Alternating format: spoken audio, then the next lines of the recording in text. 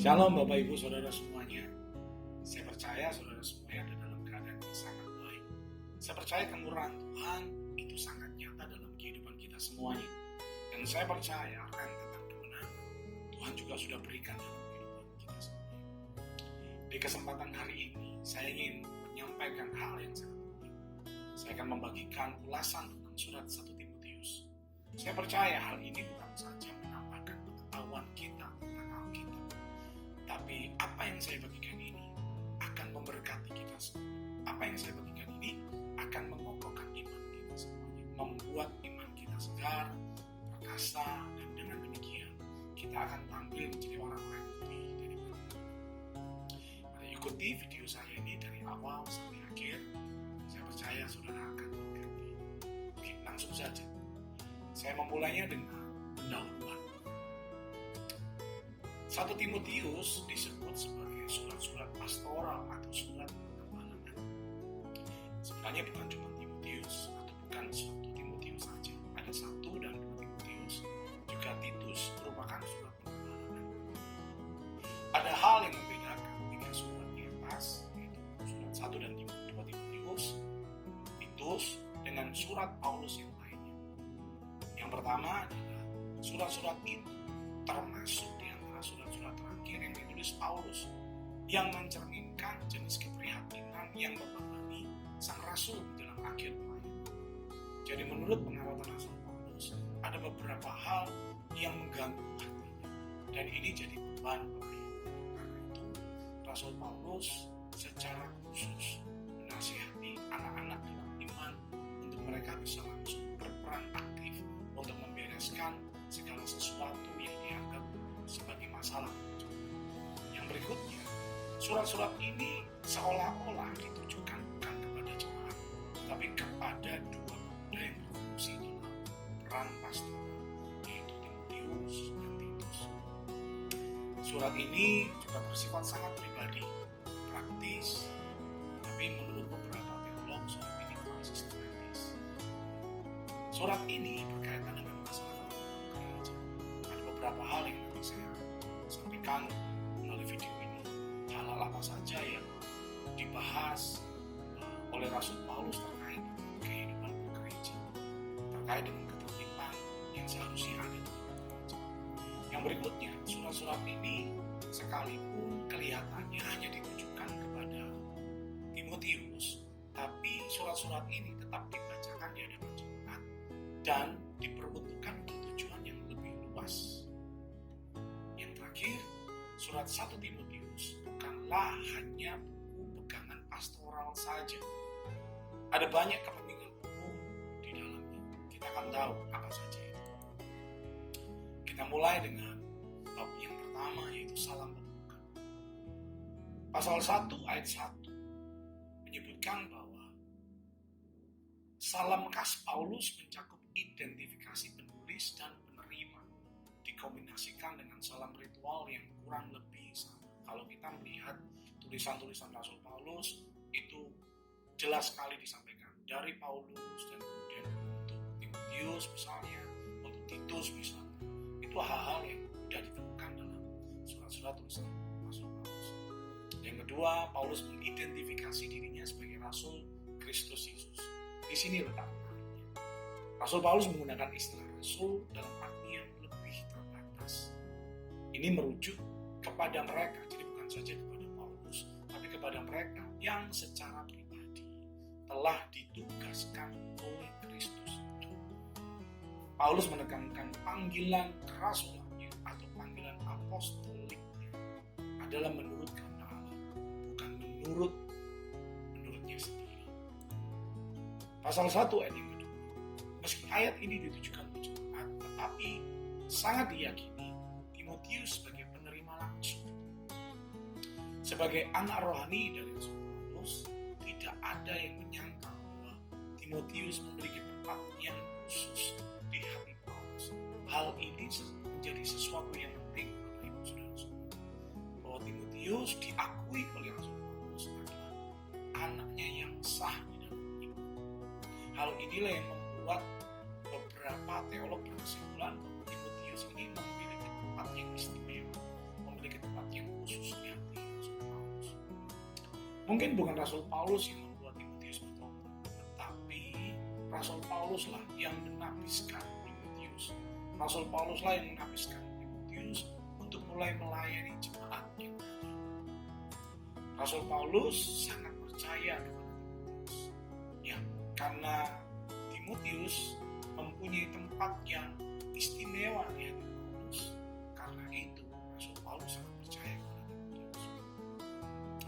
Yang kedua, petunjuk tentang guru palsu. A. Peringatan terhadap guru palsu. Pasal 1 ayat yang ketiga, Timotius diminta untuk tinggal di Efesus. Mengapa Timotius diminta untuk tinggal di Efesus?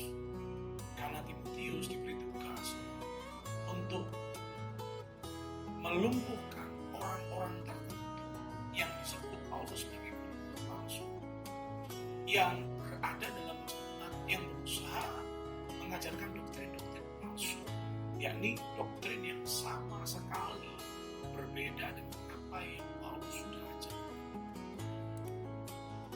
Pasal 1 ayat 34, guru-guru palsu ini mengikuti dongeng dan silsilah yang panjang, bertele-tele, dan tidak ada intinya. Meskipun tidak jelas apa yang dimaksud dengan dongeng dan silsilah di sini, tapi yang dimaksud dengan dongeng di sini mungkin memiliki rasa gnostik, tetapi lebih mungkin berasal dari budaya Yahudi. Hal ini yang benar-benar dikritik oleh Rasul Paulus. Tapi apapun sifatnya, pengajaran dari guru-guru palsu ini kosong dari nilai spiritual apapun dan hanya mengarah pada spekulasi, pertanyaan-pertanyaan, perdebatan, dan argumentasi yang lebih lanjut. Dan menurut Rasul Paulus, spekulasi semacam ini harus dihindari. Mengapa? Rasul Paulus berpendapat hal itu tidak melanjutkan rencana Tuhan. Pasal 1 ayat yang kelima, tidak seperti mitos di ayat yang keempat, Rasul Paulus menekankan tujuan, yakni hasil yang diinginkan dari perintah atau instruksi Paulus kepada Timotius adalah kasih. Kasih itu yang mengalir secara alami dari hati yang bersih, hati nurani yang tidak tercemar, dan iman yang tulus. 3 hal ini disebut sebagai 3 keindahan. Setiap bagian dari 3 keindahan ini, yakni hati yang bersih, nurani yang tidak tercemar, iman yang tulus, ini berbicara tentang kemurnian dan integritas yang menghasilkan jenis cinta tanpa pamrih yang indah. Terlihat dalam bentuk tertingginya itu dalam cinta Tuhan itu sendiri. Dan saya percaya ini menjadi kerinduan dan keinginan kita semuanya, hamba-hamba Tuhan. Kita punya hati yang bersih, kita punya nurani yang tidak tercemar, kita punya iman yang tulus. Dan hal ini berbicara tentang kemurnian dan integritas. Kebenaran Tuhan itu selalu memurnikan jiwa manusia, sementara kesalahan mencemarinya. Ayat yang ke-6 dari pasal 5. Paulus percaya bahwa kasih yang murni harus menjadi tujuan dari semua pelayanan yang dikerjakan. Ini penting Bapak Ibu. Ini harus juga menjadi landasan pelayanan kita, bahwa kasih yang murni harus menjadi tujuan dari semua pelayanan yang dikerjakan. Sebaliknya, guru-guru palsu telah kehilangan tujuan ini dan mereka telah menyimpang. Ajaran guru palsu meskipun terlihat indah, meskipun terlihat bagus, tapi ajarannya menurut Paulus itu tidak berguna, sia-sia, bertele-tele, dan kosong. Ayat yang ke-7. Menurut Rasul Paulus, masalah guru palsu adalah masalah ego. Mengapa disebut demikian? Paulus menjelaskan beberapa hal. Yang pertama, mereka ini ingin menjadi guru hukum yang dihormati. Namun mereka sama sekali tidak mempunyai kemampuan. Mereka ingin diterima. Mereka ingin diakomodasi sebagai guru yang dihormati. Tapi kenyataannya mereka sama sekali nggak punya kemampuan. Tapi mereka tidak mau mengakui kekurangannya. Mereka nggak mau diam. Sebaliknya mereka terus ngoceh, mereka terus ngomong, mereka terus ngajar seolah-olah mereka memiliki otoritas yang besar. Padahal mereka tidak pernah memahami hukum mereka. Atau bahkan ironinya, mereka juga nggak paham apa yang mereka katakan. Itu yang menjadi persoalan dari guru-guru palsu. Rasul Paulus berpendapat bahwa guru palsu ini punya masalah ego. Selanjutnya, B. Pengalaman kasih karunia Paulus. Ayat yang ke-12 dari pasal 1.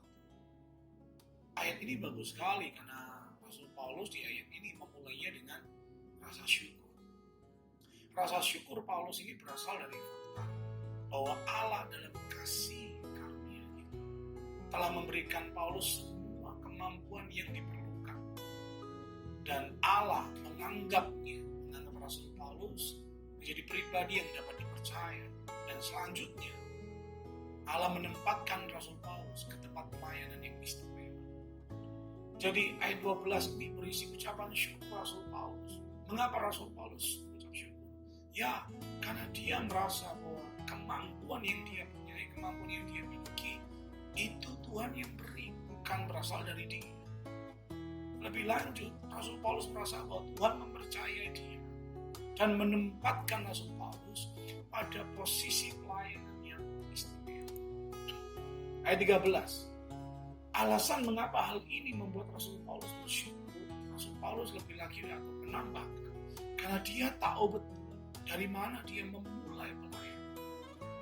Jadi selain Rasul Paulus bersyukur, Allah memberikan kemampuan, Allah mempercayai dia, Allah menempatkan pada posisi yang istimewa menurut dia. Rasul Paulus bersyukur karena dia tahu betul dari mana dia memulai. Bahkan tanpa sungkan dia dia adalah penghujat, dia adalah penganiaya, dia orang yang kejam. Pada saat dia mengatakan ini, dia tidak melebih-lebihkan, dia tidak mendramatisir, atau dia tidak sedang mempengaruhi bacaan selanjutnya. Dia benar-benar dia tulus mengatakan bahwa aku ini bukan orang baik, aku penghujat, aku penganiaya, aku orang yang kejam. Apa yang dia ucapkan ini berasal dari rasa syukur.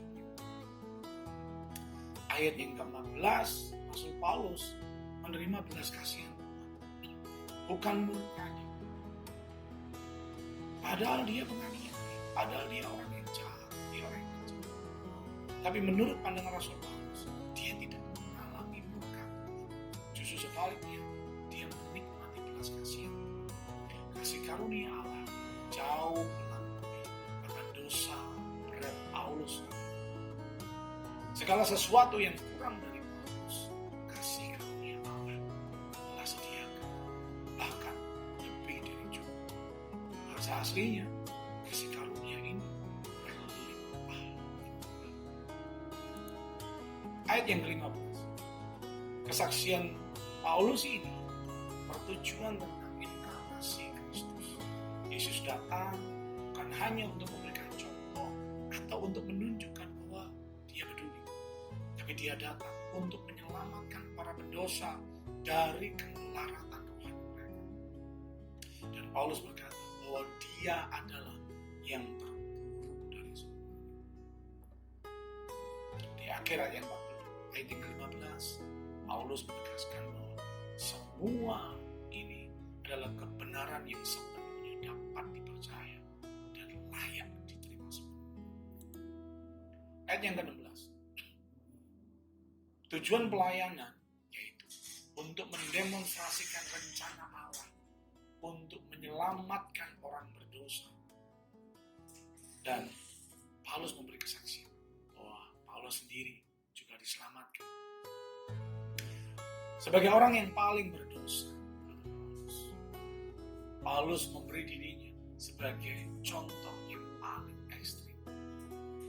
Paulus berkata demikian, jika Tuhan sabar dan cukup murah hati untuk menyelamatkan Paulus, dia pasti juga sabar dan cukup murah hati untuk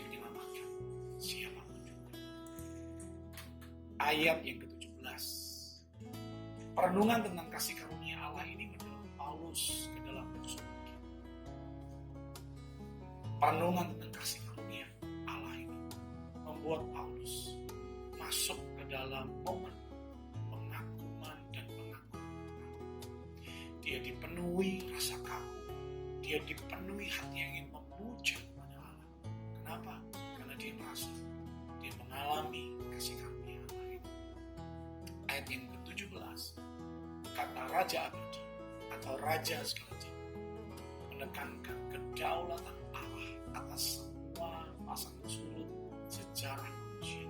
Bapak Ibu, kadang-kala kita lupa pada saat kita menghadapi momen-momen tertentu, peristiwa-peristiwa, kita lupa bahwa Allah adalah Raja segala zaman, yang artinya adalah Dia adalah Allah yang berdaulat. Kedaulatan Allah itu berlaku atas semua pasang surut secara manusia. Ini hal yang penting yang tidak boleh kita lupakan. Apapun peristiwa yang sedang yakinlah Allah lah yang mengangkat. Abadi dan tidak terlihat berbicara tentang dua atribut utama, yaitu kekekalannya dan esensi dari spiritual. C. Tugas Paulus kepada Timotius. Ayat 18 dari pasal 1. Paulus kembali ke hal-hal khusus untuk Timotius di Efesus. Paulus melanjutkan pembahasan tugas-tugas yang Timotius harus kerjakan yang sudah Paulus mulai di ayat yang ketiga. Instruksi atau perintah mengacu kepada hal-hal yang terkait dengan pengajaran palsu yang disebutkan di ayat yang ketiga. Instruksi atau perintah tersebut sesuai dengan nubuat yang dibuat sebelumnya tentang panggilan Timotius dan kelayakan untuk melayani di Efesus. Kapan dan oleh siapa nubuat ini? Ya, semuanya hanya bisa ditebak.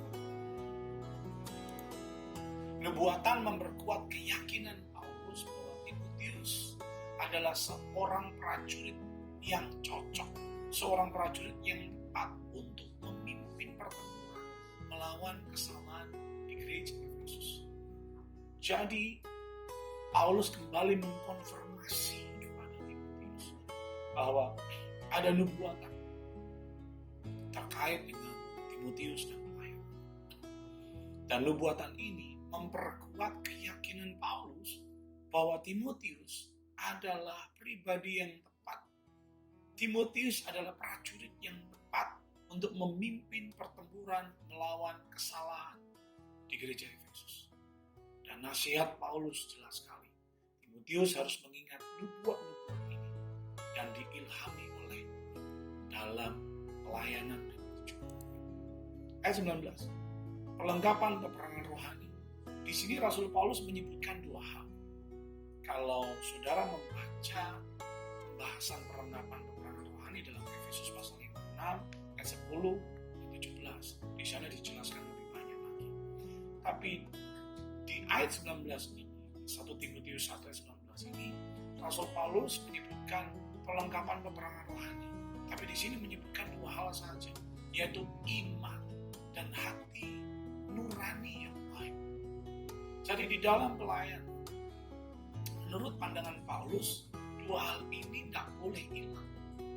Dua hal ini harus terus ada, yaitu iman dan hati nurani yang baik. Iman dan hati nurani yang murni. Keduanya ini selalu terlihat bersama. Kekuatan di satu sisi selalu digabungkan dengan kekuatan di sisi lain. Begitu juga kegagalan di satu pihak berkorelasi dengan kegagalan di pihak lain. Prinsipnya begini, Bapak Ibu Saudara, menurut Paulus, kesalahan teologi seringkali berakar pada kegagalan. Jadi, kekuatan iman kita juga dipengaruhi oleh kemurnian nurani kita. Jadi penting sekali untuk kita menjaga dua-duanya. Iman kita harus terus kuat, iman kita harus terus kokoh, dan di saat yang bersamaan kita terus menjaga supaya hati nurani kita terus murni. berapapun waktu kita sudah melayani Tuhan, menurut ayat ini, iman dan hati nurani tidak boleh lekang dari hidup kita. Lebih lanjut, Paulus menyebut dua tokoh yang disebut telah gagal. Baik telah gagal dalam iman dan telah gagal dalam hati nurani. Paulus menyebut dua nama atau dua tokoh, yaitu Alexander dan Hymenaeus. Dengan tegas sekali Rasul Paulus memberi petunjuk khusus untuk kedua pemuja ini. Petunjuk Rasul Paulus adalah mereka diserahkan kepada setan. Ini sebuah frase yang mungkin merujuk pada pengucilan dari jemaat, dan mereka berdua ditinggalkan dalam keadaan yang dikendalikan karena mereka sudah terlalu jauh menolak iman mereka. Rasul Paulus memberi instruksi, yaitu ya udahlah, dalam bahasa kita biarkan mereka diserahkan kepada setan. Maksudnya adalah ya dikucilkan dari jemaat. Ya sudah, mereka memutuskan, mereka memilih demikian. Biarkan mereka ada dalam keadaan yang dikendalikan oleh setan. Lebih lanjut, Paulus mengatakan bahwa menurut pandangan Paulus, jemaat adalah sebagai tempat perteduhan dan perlindungan bagi orang percaya. Yang menurut Paulus, yang tanpa jemaat, mereka atau orang-orang bagian dari jemaat akan menderita kerugian yang menyakitkan. Jadi dalam pandangan Paulus, jemaat atau gereja itu memiliki posisi yang sangat penting. Gereja atau jemaat adalah tempat perteduhan, perlindungan bagi orang percaya. Yang tanpa hadirnya gereja, tanpa adanya jemaat, orang percaya, orang yang menyebut dirinya percaya, tapi mereka terpisah dari gereja, terpisah dari jemaat, mereka akan menderita kerugian yang menyakitkan. Jadi, masih terkait dengan Alexander dan Hymenaeus, pengucilan dirancang untuk menghukum kedua orang yang murtad itu. Tapi motivasi Paulus melakukan ini adalah untuk perbaikan, bukan untuk menghancurkan. Bab 3, petunjuk tentang perilaku di dalam gereja. A. Petunjuk tentang doa. Pasal 2 ayat 1. Dari keprihatinannya tentang Paulus beralih ke hal-hal yang berkaitan dengan perilaku gereja secara luas. Ini menarik sekali Bapak Ibu. Paulus memulai dengan apa yang dia anggap paling penting, doa. Hal ini begitu penting juga harusnya kita semua. Jadi dari Paulus yang menyoroti tentang guru-guru palsu, Paulus langsung beralih kepada hal-hal yang berkaitan dengan perilaku gereja. Dan topik yang pertama yang dibahas oleh Paulus adalah doa. Pasal 2 ayat 1 membahasnya. Ini menjadi sangat penting bagi Paulus.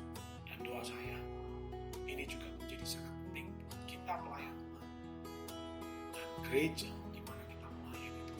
Apapun kesibukan, apapun hal-hal yang menjadi tanggung jawab kita, biarlah doa tetap menjadi hal yang paling penting. Paulus juga menambahkan di dalam doa, ucapan syukur itu harus memiliki tempat yang menonjol. Ini penting untuk kita juga semua, bahwa nafas dari doa salah satunya adalah ucapan syukur. Ayat yang kedua, bagi pasal yang kedua, Rasul Paulus memberi nasihat supaya gereja Efesus harus berdoa untuk semua orang, tetapi terutama untuk para pemimpin dan pemerintah sipil. Paulus memberi alasan jika orang Kristen ingin hidup damai dan tenang dalam segala kesalahan dan kekudusan, maka dia harus berdoa. latar belakang yang ada di gereja abad mula-mula adalah mereka ada dalam kondisi yang tidak baik. Pemerintah tidak berpihak kepada mereka. Keadaan dan kondisi juga kurang berpihak kepada mereka. Sekalipun demikian, Paulus tetap mengajak supaya gereja Efesus harus berdoa untuk semua orang. Paulus mengajak supaya gereja Efesus harus berdoa untuk para pemimpin, untuk raja-raja, untuk pemerintahan sipil. Kenapa? Karena dengan demikian orang Kristen bisa hidup damai, hidup tenang dalam segala kesalahan dan kekudusan. Karena itu, yuk kita juga berdoa.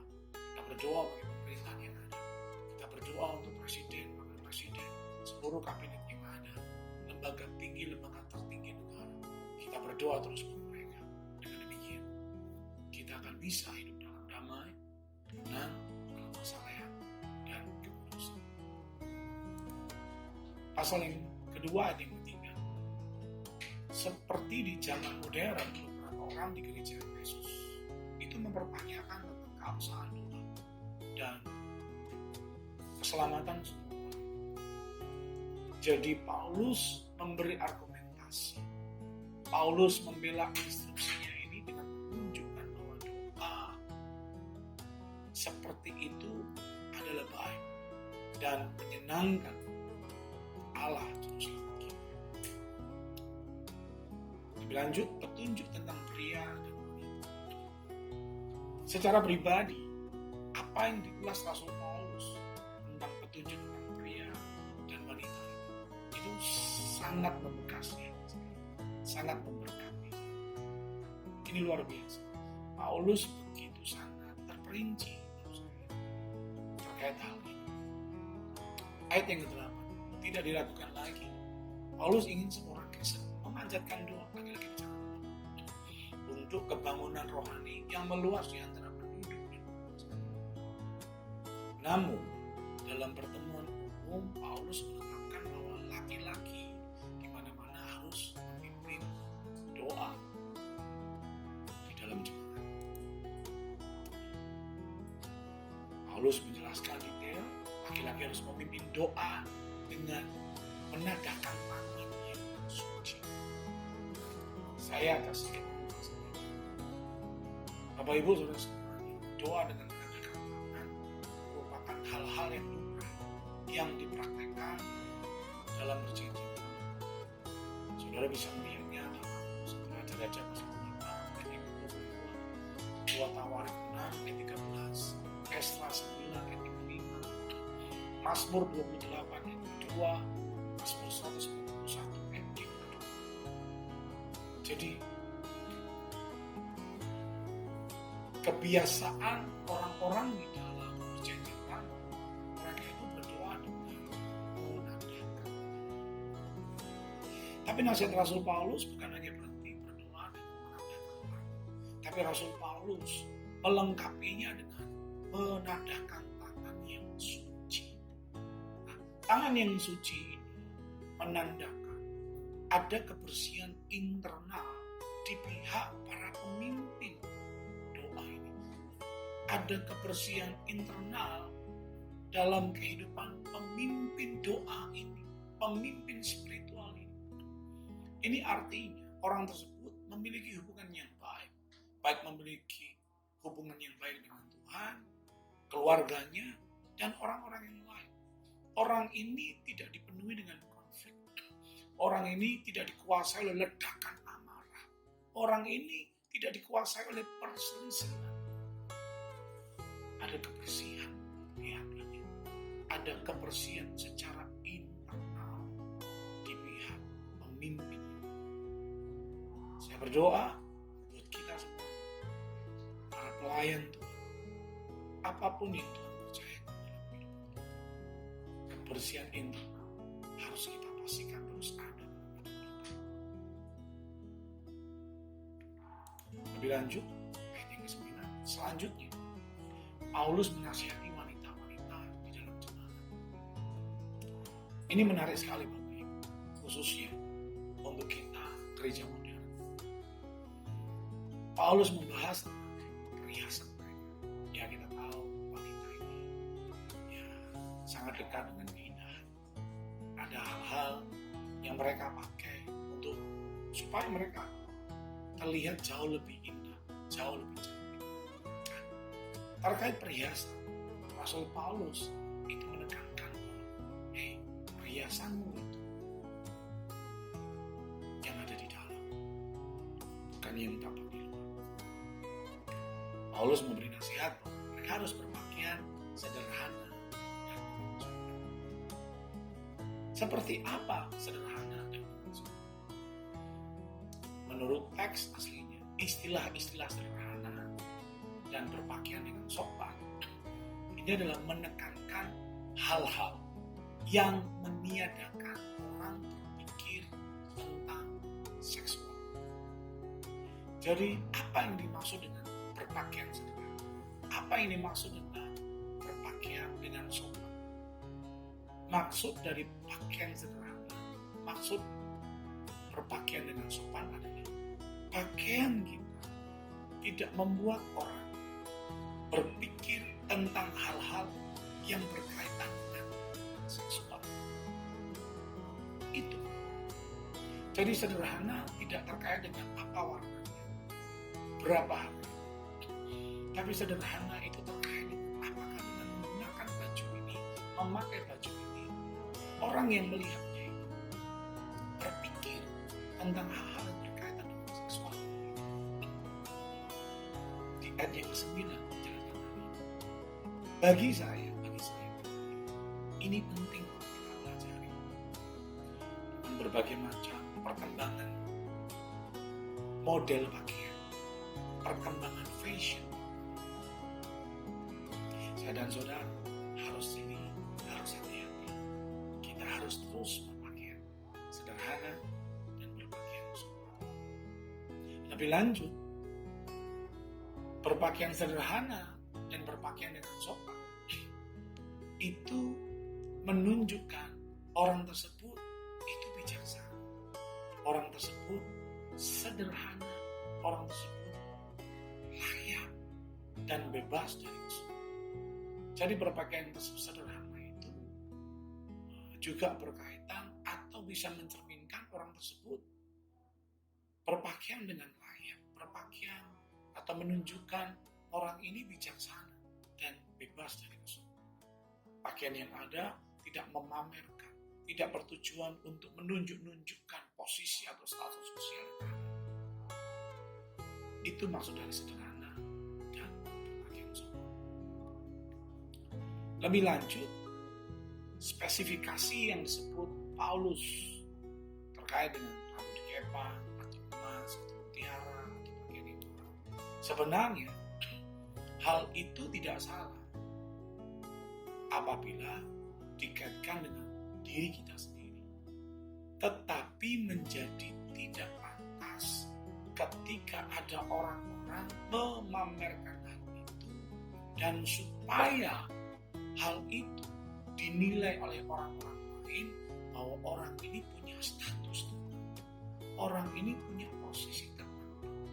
Itu nggak patut. Dan di zaman itu, gaya berpakaian atau gaya berpenampilan seperti ini selalu diasosiasikan dengan pelacur.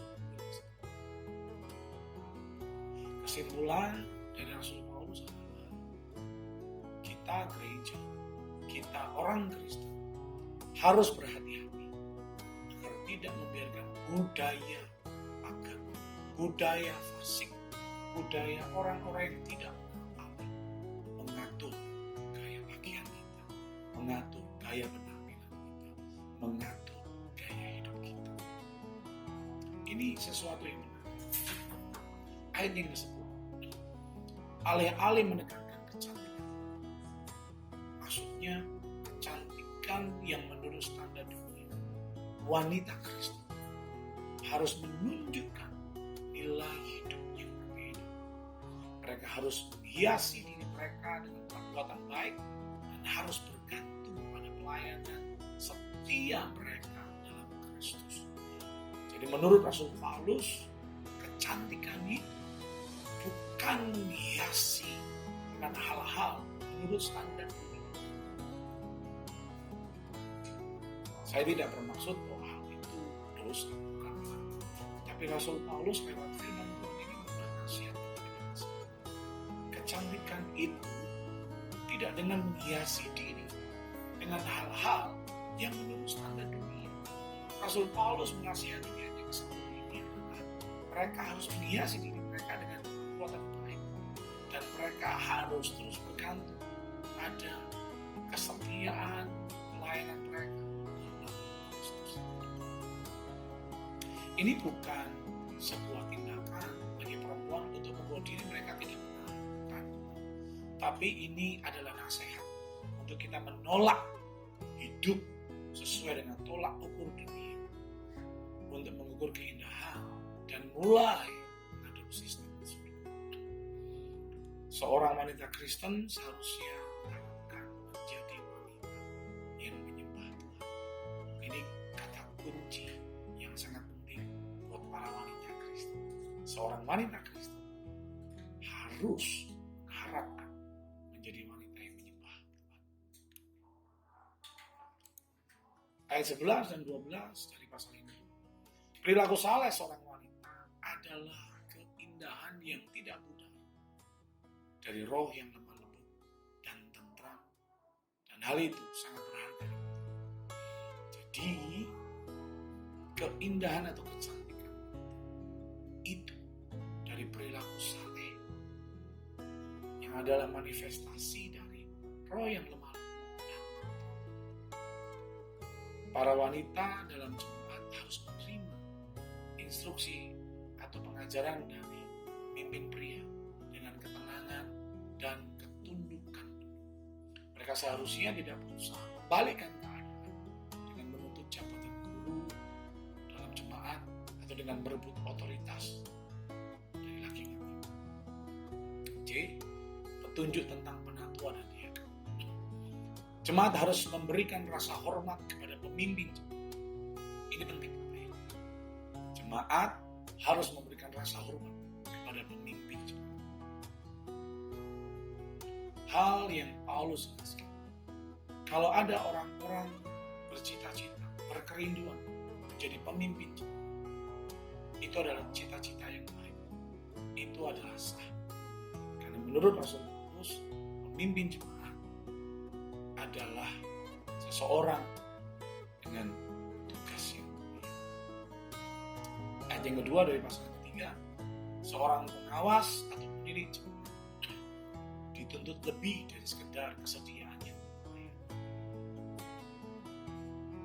Ada 15 persyaratan bagi seorang pemimpin gereja. Paulus mengulasnya. Yang pertama, seorang pengawas atau pemimpin jemaat harus tanpa cerai. Harus suami dari satu istri. Ini penting. Artinya, dia memang sudah menunjukkan kesetiaannya. Yang berikutnya, dapat mengendalikan diri dalam segala sesuatu. Dia harus mengendalikan diri dalam soal amarah. Dia bisa mengendalikan diri. Keinginan, dia bisa mengendalikan diri. Dia harus bijaksana atau bersahaja. Dia harus terhormat. Dia ramah, dia suka memberi turunan. Dia mampu mengajar. Dia mampu mengkomunikasikan hal-hal yang terkait dengan prinsip-prinsip kebenaran. Dia bukan peminum,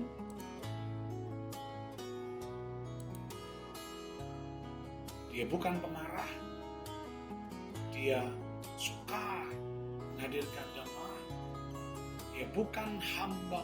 Jadi motivasi pelayanannya adalah ketulusan. Seorang kepala keluarga yang baik disegani dan dihormati oleh anak-anaknya. Ini penting Bapak Ibu. Rasul Paulus itu menjelaskan ini. Dia juga mengatur keluarganya sendiri dengan baik. Dan dia bukan seorang yang baru bertobat. Apapun kisah hidupnya yang kemarin, apapun cerita-cerita pertobatannya, mungkin cerita pertobatannya begitu dramatis, begitu drastis. Dia tidak boleh begitu saja atau dengan cepat diangkat sebagai pemimpin gereja. Dan terakhir, dia harus punya nama baik di luar jemaat. Bab 4. Petunjuk tentang menjaga kebenaran dalam gereja. Bagian A, gereja dan kebenarannya. Pasal 3 ayat 14. Paulus meninggalkan Timotius di Efesus supaya dia bisa membalakan jemaat yang ada. Dan Paulus berharap bisa segera bergabung dengan Timotius. Tapi Paulus juga menyampaikan bahwa apabila ada halangan untuk Paulus memimpin jemaat, dalam hal ini Timotius juga, dan jemaat yang lain bisa hidup di dalam nasihat yang Paulus sudah berikan sebelumnya. Ayat 15, Paulus memberikan nasihat bagaimana jemaat seharusnya hidup sebagai keluarga Allah. Ini menarik. Paulus menyebutkan bahwa jemaat seharusnya hidup sebagai keluarga Allah. Paulus menyebut gereja sebagai keluarga Allah. Jadi Paulus menyebut gereja bukan hanya semata-mata organisasi belaka, tapi Paulus menyebutkan gereja adalah keluarga. Makna yang tersirat di dalamnya adalah harusnya antara satu dengan yang lainnya anggota dari gereja, orang-orang yang menyebut dirinya sebagai jemaat, itu ada level keterhubungan yang sangat kuat. Bahkan level keterhubungan ini terus meningkat. Ini adalah prinsip kebenaran yang Paulus ajarkan untuk jemaat Efesus yang dikepalakan. Dan saya percaya hal ini bisa diaplikasikan dalam gereja modern di mana kita hidup. Paulus menegaskan bahwa gereja itu memiliki peran yang kuat. Gereja itu pilar dan landasan kebenaran. Sekalipun Paulus tidak memberi saran, gereja adalah sumber dari kebenaran. Bukan. Paulus mengatakan gereja adalah pilar. Gereja adalah penopang. Gereja adalah benteng kebenaran, bukan sumber. Ayat 16, Paulus mengajar mengenai perilaku saleh dalam gereja yang tertuang dalam ajaran sehat gereja, yang dia sebut sebagai rahasia ibadah kita. Ada beberapa poin penting dari rahasia ibadah kita. Yang pertama adalah menyatakan diri dalam itu mengacu pada inkarnasi Kristus. Dibenarkan oleh Roh mengacu pada demonstrasi Allah melalui kebangkitan. Dan itu menunjukkan bahwa Yesus yang disalibkan adalah Tuhan dan Mesias. Yang ketiga, dilihat oleh malaikat mengacu pada pemuliaannya di hadapan alam surga. Yang keempat, diberitakan di antara bangsa-bangsa.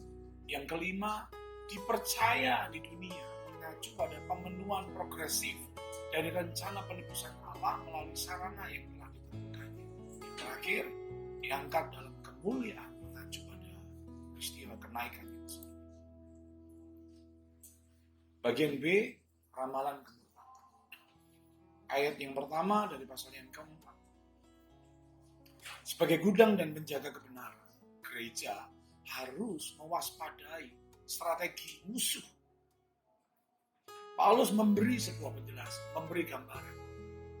Ada keadaan menjelang kedatangan Kristus yang kedua. Paulus menyebutkan bahwa ada beberapa hal yang menjadi ciri yang menandai keadaan menjelang kedatangan Kristus yang kedua. Ciri yang pertama adalah iman beberapa orang itu merosot. Bahkan beberapa orang meninggalkan iman mereka. Yang berikutnya, mereka mulai mengikuti ajaran-ajaran palsu. Mereka mengikuti ajaran roh-roh penipu dan setan-setan. Dan kembali Paulus mengingatkan bahwa kesalahan rohani itu jarang terjadi karena kesalahan yang tidak disengaja. Ini lebih terjadi karena strategi sadar dari musuh. Paulus juga menyebutkan bahwa ajaran setan adalah ajaran sesat yang diajarkan oleh kesesatannya yang pandangannya dihasut. Ayat yang kedua. Tetapi musuh rohani ini strateginya adalah tidak secara langsung menghadapkan korbannya kepada dengan kesalahan. Sebaliknya mereka bekerja melalui bohong munafik. Dia dalam Alkitab disebut ada orang atau pria yang berbicara dusta dan munafikan. Nah, siapa pembohong munafik ini? Pembohong munafik adalah mereka yang dipilih sebagai perwakilan iblis yang mungkin akan membuat keinginan hati seseorang itu melampaui nurani mereka. Saya ulangi sekali. Siapa pembohong munafik ini? Pembohong munafik adalah mereka yang dipilih sebagai perwakilan iblis yang mungkin akan membuat keinginan hati seseorang melampaui kemurnian atau nurani. Dalam ayat yang kedua kita menemukan kalimat memakai cap. Dalam bahasa aslinya ditulis dengan kata kausteriasu, artinya dibakar seperti dengan besi panas. Ini memberikan penegasan, ini memberikan arti seseorang yang sudah termakan kebohongan-kebohongan dari pembohong munafik ini ada dalam kondisi mereka siap melakukan perintah setan. Ayat yang ketiga, guru-guru palsu yang mengganggu gereja Efesus adalah pelopor gnostik pada abad kedua. Di masa itu pengajaran atau gnostik, pengajaran sesat itu baru mulai muncul. Ada dualisme dari ajaran gnostik. Orang-orang gnostik atau ajaran gnostik mempunyai anggapan bahwa roh itu baik, tapi hal-hal yang sifatnya jasmani itu jahat. Karena itu gnostik percaya semua selera yang berhubungan dengan tubuh itu jahat dan harus dibasmi, termasuk keinginan normal untuk seks dan makanan. Jadi guru-guru palsu melarang orang untuk menikah. Guru-guru palsu melarang orang untuk makan, melarang orang untuk makan makanan tertentu. Mereka memerintahkan untuk orang-orang ini berpantang. Bapak Ibu, ini hal yang sedang muncul di zaman ini. Tetapi mereka yang percaya dan yang mengetahui kebenaran dapat dengan penuh syukur menerima dan menggunakan hal-hal yang diciptakan Allah. Ayat yang keempat, bertentangan dengan ajaran para penyesat. Rasul Paulus punya pendapat bahwa segala sesuatu yang diciptakan Tuhan itu adalah baik. Tetapi manusia dapat menyalahkan apa yang telah Tuhan ciptakan. Karena perzinahan adalah penyalahgunaan hubungan seksual perkawinan. Kerakusan adalah penyalahgunaan nafsu makan yang normal. Dan penyalahgunaan semacam itu yang harus ditolak. Jadi saya ulangi sekali lagi. Para pengajar palsu memberitahu atau mengajarkan dualisme dalam ajarannya. Dia mengatakan hal yang rohani itu baik, tapi hal-hal yang sifatnya jasmani itu jahat. Karena itu mereka memerintahkan supaya mereka orang-orang itu untuk tidak menikah, untuk berpantang untuk makan makanan tertentu. Tapi Rasul Paulus menentang ajaran yang seperti ini. Rasul Paulus mengatakan bahwa segala sesuatu yang diciptakan Tuhan itu baik. Tapi memang faktanya adalah manusia dapat menyalahgunakan apa yang Tuhan ciptakan. Karena perzinahan adalah penyalahgunaan hubungan seksual. Dan kerakusan adalah penyalahgunaan nafsu makan itu. Penyalahgunaanlah yang harus ditolak, bukan perkawinan. Penyalahgunaanlah yang harus ditolak, bukan berpantang makan makanan. Ciptaan Tuhan sendiri semuanya baik dan harus diterima dengan ucapan syukur, bukan dengan takut. Ayat yang kelima. Semua hal dalam kehidupan yang namanya biasa itu bisa menjadi luar biasa karena dikuduskan oleh firman Allah dan doa. Dalam terang kitab suci, orang Kristen bisa mengenali tangan Tuhan yang baik di balik hal-hal yang disediakan dan mengucapkan syukur karena hal tersebut. Bagian C, tanggung jawab seorang pelayan Kristus yang baik. Dan yang keenam, dari peringatannya tentang kemurkaan yang akan datang, Paulus berpaling kepada Timotius dan mendesaknya untuk menyampaikan peringatan yang sama kepada orang lain dalam gereja. Namun untuk melakukan ini, Timotius pertama-tama harus menjaga dirinya, dipelihara oleh kebenaran iman yang benar, yang telah dipercayakan kepadanya.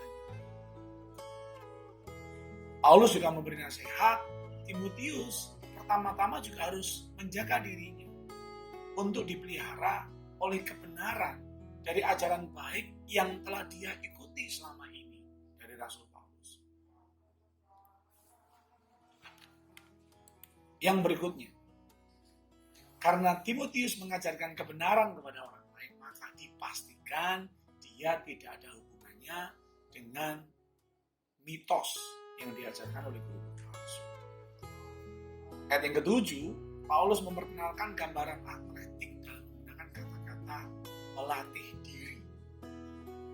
Tetapi pelatihan Timotius adalah untuk kesalehan, bukan kebugaran fisik. Sekalipun pelatihan untuk kebugaran fisik ada manfaatnya, tapi sedikit. Tapi yang dimaksudkan oleh Paulus adalah pelatihan untuk kesalehan. Paulus sering menggunakan analogi atletik untuk menunjukkan perlunya disiplin rohani dalam kehidupan. Sama berharganya dengan kebugaran fisik, kebugaran rohani atau kesalehan jauh lebih berharga. Kebugaran fisik hanya menguntungkan untuk sedikit saja, yang tadi saya sudah sampaikan. Tetapi kesalehan bermanfaat untuk segala hal, tidak hanya dalam kehidupan yang sementara ini, tetapi juga dalam kehidupan yang akan datang, yaitu untuk selama-lamanya. Kesalehan mewarnai semua aspek kehidupan duniawi dan kehidupan abadi, dan kesalehan menghadirkan berkat pada semua yang disentuhnya.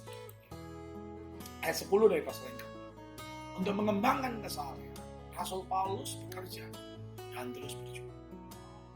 Di ayat 10 kata pengharapan itu ditulis dengan kata elpikamen. Kata elpikamen adalah sebuah kata kerja sempurna yang menunjukkan suatu tindakan dengan hasil yang menonjol. Maksudnya adalah Paulus tahu bahwa perjuangannya tidak sia-sia karena harapannya telah ditetapkan. Harapan yang ditetapkan ini bukan pada dirinya sendiri, bukan pada filosofi kehidupan, bukan kepada orang lain, bukan kepada dewa-dewa yang tidak nyata, tapi harapannya ditetapkan kepada Allah yang hidup, yang adalah juru selamat manusia. Paulus menyatakan bahwa Allah adalah juru selamat semua orang. Ini menunjukkan bahwa Allah ingin agar semua orang diselamatkan di dalam Kristus. Bab yang kelima, petunjuk mengenai berbagai kelompok di dalam gereja. Bagian A, tentang berbagai kelompok. Pasal yang kelima, 1-2. Dari petunjuk tentang bagaimana Timotius harus menjalani kehidupan dan pelayanan. Paulus beralih ke nasihat tentang bagaimana secara efektif dengan individu-individu yang membentuk berbagai kelompok di gereja. Timotius harus memberikan nasihat yang lembut kepada orang yang lebih tua, dan dia harus melakukan itu seperti dia melakukannya kepada orang tuanya sendiri.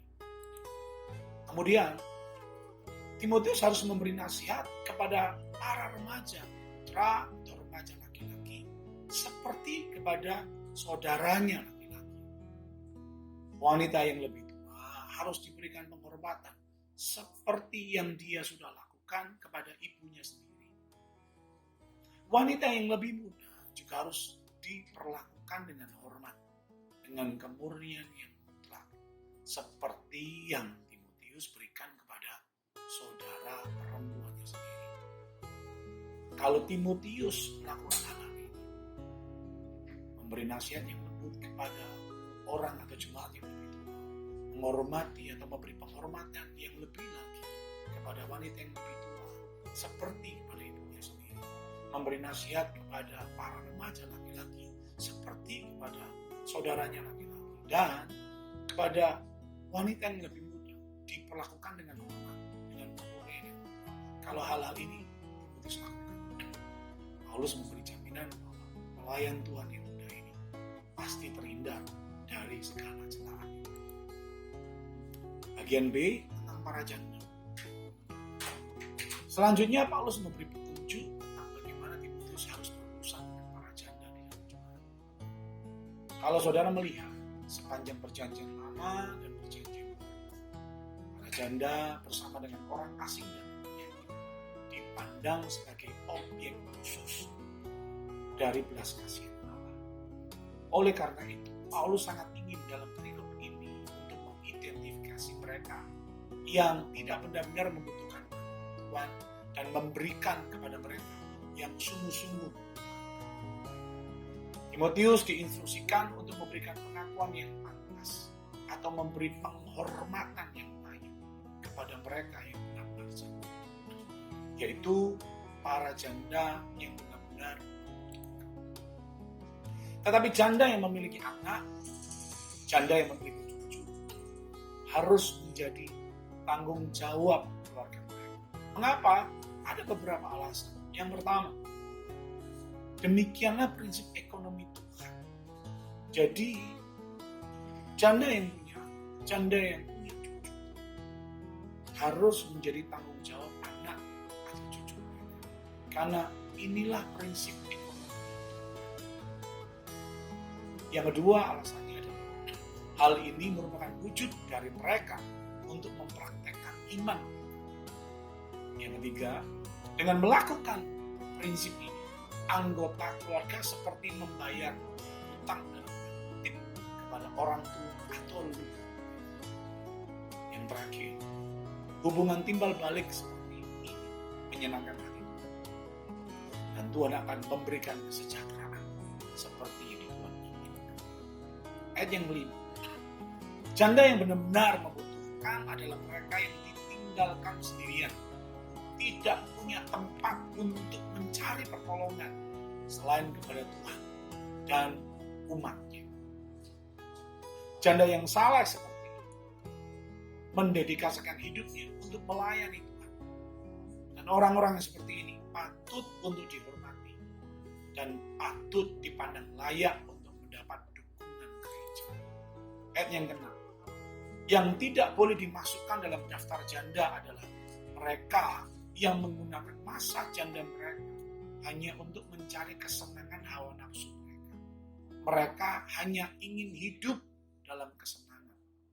Bahkan beberapa ahli teologi yang memberi pendapat, mereka menyebutkan bahwa ada perilaku prostitusi di sini.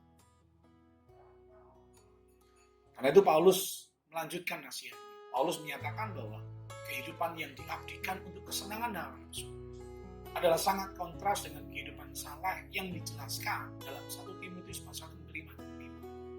Dan hal-hal ini, orang-orang Kristen, kita semua harus menghasilkan seorang wanita yang mati dari kehidupan, mati dari kesukaan atau keangkuhan, bahkan ketika dia masih hidup. Bagian C tentang penatua.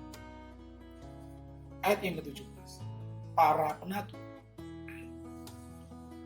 presbiteri bukan hanya untuk pria lanjut usia, tetapi untuk mereka yang menduduki posisi kepemimpinan resmi di gereja. Paulus memberitahu tugas para penatua adalah menangani secara langsung segala sesuatu urusan atau kebutuhan gereja. Para penatua mengawasi segala urusan jemaat dengan para diaken akan memberi dukungan atau memberi bantuan yang bermanfaat terhadap tugas tugas-tugas mereka. Semua penatua menerima tunjangan, tetapi mereka yang unggul dalam pelayanan kepemimpinan harus dianggap layak mendapat kehormatan ganda atau 2 kali menerima upah dari yang lainnya. Khususnya hal ini terjadi pada mereka yang bekerja dalam berkhotbah dan mengajar. Tetapi Paulus juga menegaskan bahwa kebutuhan kepemimpinan jemaat jauh melampaui dari hanya sekedar berkhotbah atau mengajar. Ayat yang ke-18,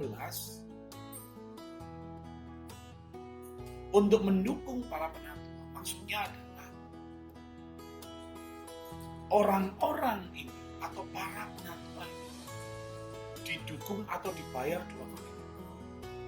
Paulus mengutip 2 bagian kitab suci. Ulangan pasal 25 yang keempat disebutkan bahwa jangan memberangus bertemu saat sedang mendirikan. Yang berikutnya adalah pekerja yang layak menerima upahnya mungkin merujuk pada perikop seperti Imamat 19 ayat 13, Ulangan 24 ayat 15, atau mungkin pada ajaran Tuhan Yesus sendiri. Sudah bisa lihat dalam Matius pasal 10 ayat 10, Injil Lukas pasal 10 ayat 7. Dan yang terakhir ini adalah hal yang menarik sekali.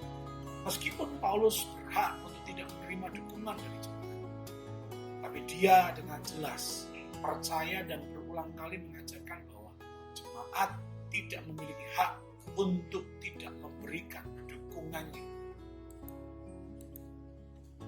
Lebih lanjut, Paulus sangat menyadari tantangan terhadap pelayanan. Dia telah berbicara tentang perlunya menjaga jemaat dari celahan para konflik. Di sini dia menetapkan prosedur untuk memisahkan tuduhan yang sah dan tuduhan yang palsu. Ini adalah pendekatan yang terhormat yang juga dipraktekkan dalam Perjanjian Lama dan Perjanjian Baru. Di mana tuduhan harus dipertimbangkan hanya jika ada 2 atau 3 saksi bersumpah untuk itu. Ketika tuduhan seperti itu terbukti benar, Timotius harus dengan berani menegur para pelanggar di depan umum, yaitu di depan seluruh jemaat.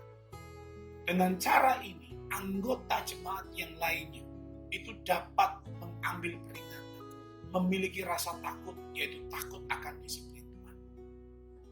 Jemaat modern yang mengabaikan disiplin gereja sebenarnya membahayakan baik pelaku maupun diri mereka sendiri dan jemaat yang lain. Bagian D tentang budak dan majikan. Pasal 6 ayat yang pertama. Dalam keadaan normal, budak dan tuan tidak memiliki asosiasi di luar institusi perbudakan. Namun dengan munculnya Injil, kedua kelompok ini mendapati diri mereka disatukan dalam jemaat. Dan tidak dipungkiri, hal ini menciptakan permasalahan-permasalahan yang harus segera ditangani oleh para pemimpin atau para rasul. Dalam bagian ini, khusus bagian ini, Paulus lebih membahas budak dan bukan tuannya. Kalau saudara membaca bagian yang lainnya, Paulus membahas budak dan bagian tuannya. Tapi khusus di bagian ini, Paulus hanya membahas tentang budak. Beberapa arahan Rasul Paulus ini, budak harus memandang tuannya sebagai orang yang layak untuk dihormati sepenuhnya. Kata kehormatan atau tips dalam kata ini, dalam ayat ini, adalah kata yang sama yang digunakan untuk menghormati Allah dan menghormati para nabi. Sudah bisa lihat di 1 Timotius pasal 1 ayat 17, pasal yang ke-6 ayat 16, dan pasal yang ke-5 ayat 17. Kehormatan atau penghormatan seperti itu harus diberikan agar nama baik Allah dan iman Kristen tidak diuji. Poin penting, tujuan sosial harus selalu tunduk kepada nilai-nilai spiritual. Ayat yang kedua, pemikiran Paulus di sini sama sekali asing bagi dunia dan hanya dapat dihargai sepenuhnya oleh mereka yang memandang hidup mereka melalui mata Yesus Kristus. Budak Kristen yang tuanya juga orang percaya harus melipat gandakan daripada mengurangi pelayanan. Ini harus murni dari kesadaran bahwa orang yang menerima manfaat orang yang menerima pelayanan, orang yang menerima penghormatan adalah saudara atau saudari terkasih mereka. Bagian E, tentang ajaran sesat dan keserakahan. Pasal 6 ayat ketiga. Kelompok terakhir yang dibahas Paulus adalah mereka yang disebut sebagai guru-guru palsu. Paulus menjelaskan, guru palsu adalah mereka yang mengajarkan doktrin palsu. Pertama, guru palsu adalah mereka yang tidak setuju dengan ajaran yang baik dari Tuhan Yesus Kristus. Yang ketiga, guru palsu adalah mereka yang tidak setuju dengan ajaran yang salah. Keterhubungan antara kebenaran dan kesalahan dan kekurangan adalah salah satu tema yang berulang dalam surat-surat pastoral. Pasal 6 dari ayat yang pasal 6 dari ayat 4 dan kelima, kesalahan doktrinal jarang hanya merupakan kasus kesalahan yang tidak sengaja. Paulus menyebutkan lebih dalam lagi, guru palsu adalah manusia yang sombong dengan ego yang meningkat dan tidak mengerti apa-apa. Bahkan dengan terang benderang Paulus menggambarkan mereka sebagai penyakit yang suka berdebat. Dan dari perdebatan itu hanya muncul kecemburuan, pertengkaran, pembicaraan jahat, kecurigaan jahat, dan persoalan yang tiada henti. Guru palsu adalah manusia yang pikirannya rusak karena dirampok kebenarannya oleh setan. Guru palsu adalah manusia yang berpikir bahwa kesalehan adalah sarana mendapatkan. Para pemimpin jemaat harus dipilih dari mereka yang dikenal karena kebebasan mereka dari jemaat. Nasihat Paulus ini luar biasa. Nasihat Paulus ini, seorang pelayan Tuhan, seorang pemimpin jemaat harus dikenal kebebasan mereka dari jemaat. Ayat yang ke-6 mengambil kata kesalehan dan Paulus mengubah maknanya dengan cara yang begitu unik. Dari salah yang benar, kesalehan tidak memberikan keuntungan finansial. Karena menurut Paulus, kesalehan sendiri adalah keuntungan bila disertai dengan rasa cukup. Rasa cukup dalam bahasa Yunani ditulis kata autarkias. Secara harfiah berarti swasembada. Jadi rasa cukup itu artinya adalah swasembada. Namun kecukupan diri sendiri adalah karena kecukupan Allah. Kesalehan yang dikombinasikan dengan kecukupan batin yang diberikan Tuhan, yang tidak bergantung pada keadaan material, memang pasal yang kedua atau bab yang kedua, tugas terakhir Timotius. Bagian A, nasihat kesalehan. Pasal 6 ayat 11. Paulus memulai bagian penutup surat ini dengan langsung beralih ke kata-kata tetapi kamu sangat kontras dengan beberapa orang dari Efesus. Beberapa orang yang mengejar kekayaan. Tapi Timotius sebagai abdi Allah melakukan sebaliknya, menjauhkan diri dari semuanya itu. Dan Timotius mengejar kebajikan yang bernilai abadi, yaitu kebenaran, kesalehan, iman, kasih, ketakutan. Ayat 12. Timotius harus memberikan upaya terbaiknya untuk perjuangan yang paling berharga ini, yaitu perjuangan untuk memajukan Timothy. Bukan cuma iman dirinya saja, tapi iman jemaat yang dipercayakan. Kata-kata Paulus, peganglah hidup kekal. Itu sama sekali tidak menunjukkan bahwa Timotius dapat memperoleh hidup kekal dengan usahanya sendiri. Kita tahu bahwa kehidupan kekal itu adalah oleh karena iman di dalam Kristus. Bagian B, petunjuk untuk orang kaya. Ayat yang ke-17 dari pasal yang ke-6. Paulus beberapa waktu yang lalu telah berurusan dengan mereka yang tidak memiliki kekayaan tapi sangat menginginkan. Tapi sekarang dia berbicara kepada mereka yang memiliki kekayaan dan menginstruksikan mereka tentang bagaimana seharusnya sikap mereka terhadap kekayaan mereka. Paulus memberi arahan, Paulus memberi pengajaran. Mereka tidak boleh sombong karena merasa seolah-olah kekayaan mereka adalah sesuatu yang sangat berharga. Selanjutnya, orang-orang kaya juga tidak boleh menaruh harapan pada kekayaan yang begitu tidak pasti dan sifatnya sementara. Dan sebaliknya, mereka harus menaruh kepercayaan mereka kepada Tuhan. Ayat 18 dan 19. Orang Kristen tidak boleh hanya mengkonsumsi harta benda mereka secara egois. Maksudnya hanya untuk kepentingan mereka saja. Mereka sendiri. Tidak boleh. Harta harus dibagi dengan mereka yang memiliki lebih sedikit. Jadi Timotius harus mendorong orang kaya untuk berbuat baik. Menjadi kaya bukan dalam bentuk uang, tapi menjadi kaya dalam perbuatan baik.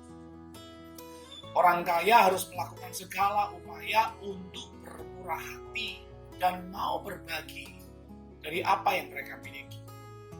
Jika mereka melakukan ini, mereka sebenarnya mengumpulkan harta bagi diri mereka sendiri di surga.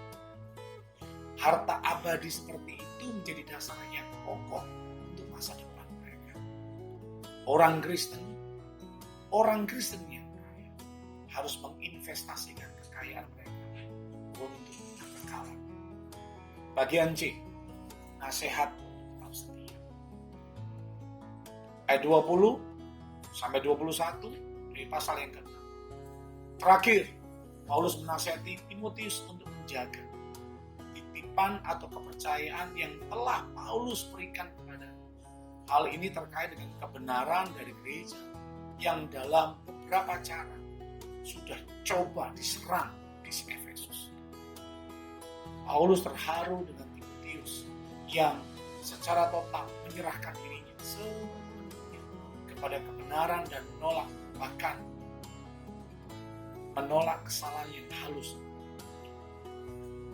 Paulus menutup suratnya dengan doa seperti kasih karunia menyertai.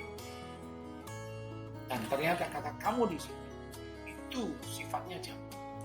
Artinya bagaimanapun tidak diragukan lagi. Hal ini menunjukkan kesadaran Paulus.